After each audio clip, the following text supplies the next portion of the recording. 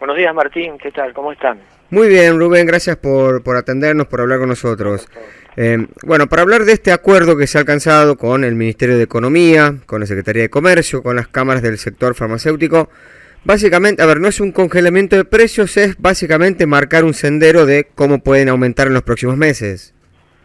Claro, es una intención, un acuerdo que marca una intención de que los medicamentos no aumenten más del 3,8% por mes durante los meses de diciembre, enero, febrero y marzo, ¿verdad? Claro. Es decir, se marca ese aumento como tope y esto se debe a que la Secretaría de Comercio sabe, porque hay muchos informes privados que así lo marcan, que los medicamentos han venido aumentando por sobre la inflación en lo que va del año. Sí. Nosotros tenemos en nuestro Centro Profesional de Farmacéuticos que durante el 2002 los medicamentos aumentaron el 89%, llevan acumulado, contra el 85,3% Claro. del IPC, o sea, están entre 3 y 4 puntos por encima, ¿verdad?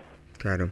Ahora, es un acuerdo que se vuelve a renovar, ya se había suscrito en meses anteriores, de hecho se había prorrogado ya una vez. Eh, ¿Cómo se cumplió aquellos acuerdos? Como también para saber cuáles son las proyecciones o las expectativas que hay de este nuevo acuerdo. Y se cumplió a medias, se cumplió a Medias. medias. eh, Tuvo un efecto que los laboratorios sepan que la Secretaría de Comercio estaba observando sus precios, por eso no aumentaron tanto por encima Mm. de la inflación, no aumentaron todos los laboratorios por encima de la inflación, sino algunos, pero bueno, son convenios, si bien son firmados, son convenios voluntarios de cumplimiento por los laboratorios, eh, implica también una autorregulación que se pide en los laboratorios, pero esta vez ya lo que se aclara en el convenio firmado es que la evolución de los precios en estos 4 meses, o sea, hasta el 31 de marzo, como dijimos, va a ser monitoreado por la Secretaría de Comercio. Y Bien. obviamente, si algún laboratorio no cumple el acuerdo, se le va a llamar la atención y se le va a pedir explicaciones, porque los laboratorios también pidieron una contraprestación que se le agilicen los trámites para importar sus Claro, principios activos a través del SIDA al precio de dólar oficial, ¿verdad? claro. Ah, o sea, el acuerdo es, cumplen con los precios y hay dólares para importar, básicamente. Y es eso, Mm. claro, porque a ver, estamos diciendo que los medicamentos aumentaron un 89% lo que va del año, ¿verdad? Sí. Y el dólar aumentó un 65%, o sea, están más de un 20% por encima del aumento del dólar, Claro. y los medicamentos tienen sus insumos, sus principios activos importados, es verdad, pero bueno, lo tienen garantizado al precio del dólar oficial. Claro. Ahora, ¿todos los medicamentos ingresan en el acuerdo o solamente los que están bajo receta?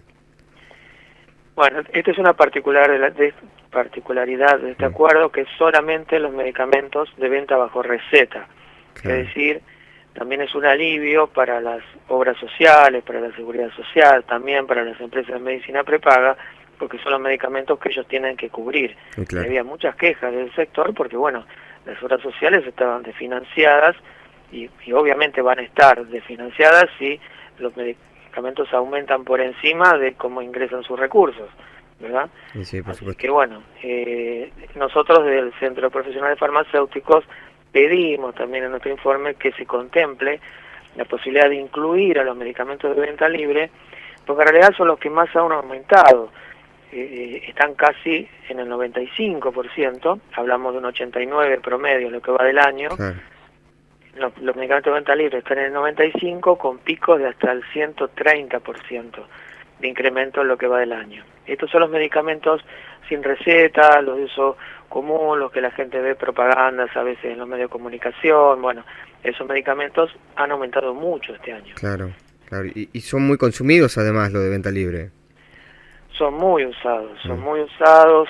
Durante la pandemia la gente se acostumbró a usarlos, a veces por la imposibilidad de conseguir receta médica.